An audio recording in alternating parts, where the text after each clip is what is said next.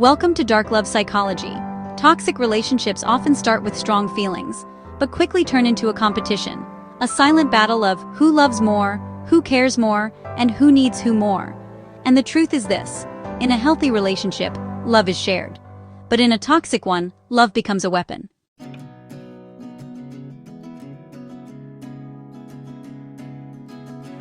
Chapter 1. What is the who loves more game? This psychological game happens when one or both partners treat love like a contest. Instead of building a partnership, someone tries to win by proving, I sacrifice more, I care more, I love harder, I'm more loyal. But this isn't about love. It's about control, validation, and emotional leverage. Example: a woman says to her boyfriend, I always do everything for you. You don't love me the way I love you. This creates a power imbalance. The one accused starts feeling guilty, pressured, and desperate to prove their love. This game never leads to equality, only emotional exhaustion.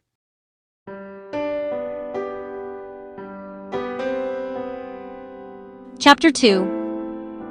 Why do toxic partners start this game? What drives someone to turn love into a battlefield?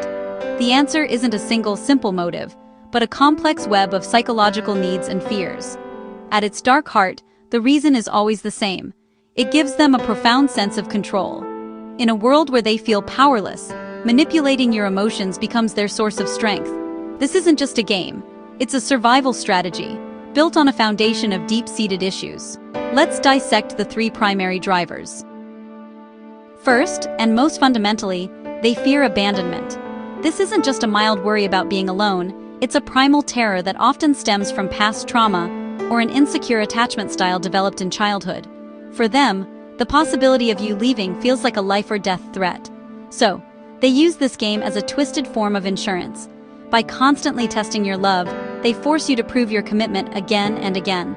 They create a dynamic where you are always chasing, always trying to close a gap they intentionally create. This makes them feel secure, because if you're busy chasing, you're not leaving. For example, they might send a vague, unsettling text late at night, something like, "We need to talk," and then go silent. The anxiety this provokes in you is the goal. Or they might say something like, "If you really loved me, you'd try harder to understand what I'm going through." This statement isn't a genuine plea for empathy. It's a challenge.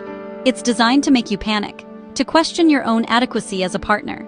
In response, you might find yourself scrambling, planning elaborate dates, buying expensive gifts, or sacrificing your own needs, all in a desperate attempt to prove your love and keep them from pulling away. Your frantic efforts become the proof they need to soothe their fear, at least for a little while. Second, they have a desperate need for constant validation. For these individuals, their self-worth is a fragile, hollow structure. They don't feel inherently valuable, so they need external proof of their worth, and you are their primary source. For them, love isn't about a mutual connection. It's a transaction. It's about reassurance. They measure their value by how much you are willing to invest. Your time, your energy, your emotions, even your money. The more you give, the more you sacrifice, the more valuable they feel. This is why they are never satisfied. A grand gesture today only provides a temporary fix.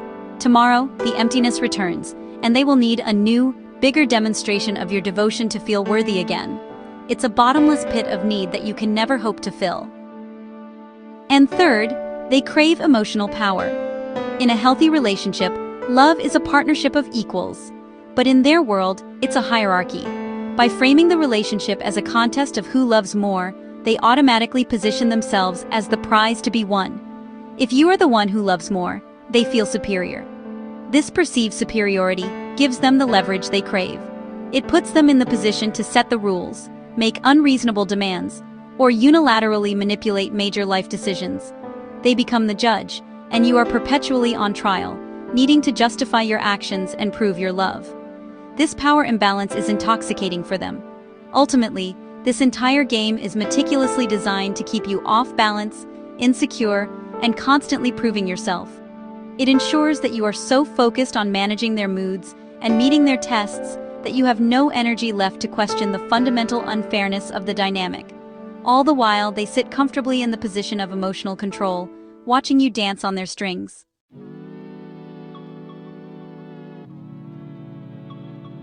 Chapter 3. How does this toxic game destroy you? It's not a sudden explosion, but a slow, creeping corrosion of the soul. The who loves more dynamic creates a profound emotional decay over time, gradually dismantling the very foundations of who you are. It's a quiet poison that works its way into your system, making you question your worth, your reality, and your own heart. Let's break down the 3 primary ways this game systematically dismantles your spirit. First, you lose your boundaries. At first, it's subtle. You start overgiving just to keep the peace, telling yourself it's a small compromise for the sake of harmony. You cancel your plans with friends because they had a bad day and need you. You take on their chores because it's just easier than arguing. Soon, you stop saying no, even when the request is deeply unfair or inconvenient. That little voice inside that screams, "This isn't right," gets quieter and quieter until you can barely hear it. Your personal limits, once clear lines in the sand, become blurred, then erased completely. You become a reflection of their needs, forgetting you ever had any of your own. Second, you feel perpetually guilty for not being enough. This is the game's most insidious trick. The toxic partner becomes an expert at moving the goalposts, ensuring you can never win. They make you feel like your love, your effort, your very being is never sufficient. You could move mountains for them, and they would complain about the dust you kicked up. No matter what you do, it's not enough. This constant feeling of inadequacy becomes a heavy cloak you can't take off. You internalize their criticism, believing you are fundamentally flawed. You start apologizing for things that aren't your fault, just to de-escalate their disappointment. The guilt becomes a constant companion, whispering that if you were just a little better, a little more loving, then maybe, just maybe, you would finally be worthy of their affection. And third, you become emotionally dependent. When your self-worth is eroded and your boundaries are gone, you start looking outside of yourself for validation. Specifically, from them. You desperately chase their approval, because it's the only source of value you have left. You wait for their validation like a plant waits for the sun. Your entire mood for the day depends on how they treat you. A kind word from them can make you feel euphoric. A cold shoulder can send you into a spiral of despair. Their emotional whims become your weather system. You are no longer the master of your own emotional state. You have handed the controls over to someone who uses them to keep you in line. Let's look at a classic example. You spend all day planning a surprise for her. You cook her favorite meal, light some candles, and find that little gift you know she wanted. You're excited, hoping this gesture will finally prove how much you care. She walks in, looks around, and with a sigh she responds, "That's it? I thought you'd do more if you really cared." Instantly, all your effort turns to ash. You feel defeated, foolish, and small. The joy you felt is replaced by that familiar sting of inadequacy. But here's the cruelest part of the cycle. Instead of recognizing the unfairness, your first thought is, "She's right." And next time, you vow to try even harder. You'll plan something bigger, spend more money, sacrifice more of yourself. You are trapped in a loop, constantly striving for an impossible standard set by someone who benefits from your failure. This is how the game drains your self-worth, one not good enough at a time, until there's almost nothing left.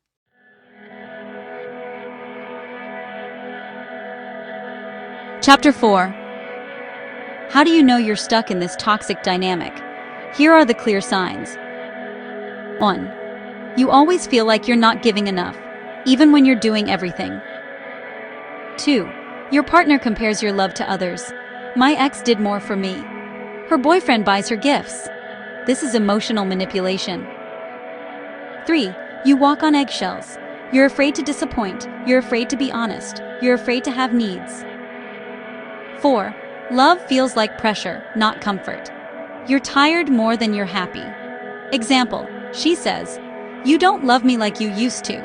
But nothing has changed. She just needs something to criticize. If these signs feel familiar, you're not in a partnership. You're in a psychological tug of war.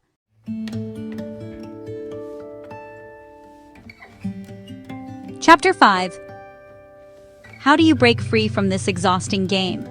The constant need to prove your worth, to defend your love, can feel like a hamster wheel you can't get off. But escape is not only possible, it's necessary for your survival. It begins with a series of deliberate, powerful choices. 1. Stop proving your love. Real love doesn't need constant, frantic proof. It needs consistency. The demand for proof is a bottomless pit. The more you give, the more will be asked of you. It's a manipulative tactic designed to keep you off balance and perpetually in debt to their affection. True partnership is built on a foundation of trust and demonstrated through everyday actions, not grand, desperate gestures. The moment you stop over-explaining, defending, and justifying your feelings, the dynamic shifts. You are no longer a participant in their courtroom. You are simply present. This quiet refusal to engage in the drama is where your power lies. 2. Set emotional boundaries. Boundaries are not walls to keep people out. They are guidelines to teach people how to treat you. In a toxic dynamic, your boundaries have likely been eroded or ignored entirely. It's time to rebuild them, brick by brick. Start with clear, non-negotiable statements. Say, I won't accept comparisons to others. I will not be held responsible for your emotional outbursts. And crucially, I won't explain myself when I've done nothing wrong. Each time you state and enforce a boundary, you reclaim a piece of yourself. This creates profound psychological strength and teaches your partner, and more importantly yourself, that your well-being is not up for debate. 3. Stop reacting emotionally. Toxic partners and manipulators thrive on your emotional reactions. Your anger, your tears, your desperate pleas, this is their fuel. It confirms that they have power over you. When you give them a big emotional response, you are rewarding the very behavior you want to stop. When you stay calm, you starve them of this fuel. When you respond with calm, factual, and brief statements, they lose control. This practice, often called the gray rock method, makes you as uninteresting as a gray rock. They can't get a rise out of you, so the game is no longer fun. For example, when they try to bait you with an accusation, instead of getting defensive and saying, "What do you mean I don't love you enough? I do everything for you," you take a breath and you say, "I hear that you feel that way." Or, "I don't play comparison games." It's a full stop. It doesn't invite further debate. It simply states your position and ends the conversation. 4. Evaluate whether this relationship is worth keeping. This is the hardest, most crucial step. After you've started implementing these changes, you must observe. Does the dynamic improve? Does your partner respect your new boundaries? Or do they escalate their attempts to control you? Some toxic dynamics cannot be fixed because the person doesn't want them fixed. They benefit from the chaos. You must ask yourself the tough questions with radical honesty. Does this relationship drain my soul or support my growth? Am I a better, happier version of myself with this person, or am I constantly diminished? If nothing changes, am I willing to live like this for another year? 5 years? Be honest. Your answer isn't for them, it's for you. It will illuminate the path forward and guide your next step, whether that step is toward healing the relationship together or healing yourself by walking away.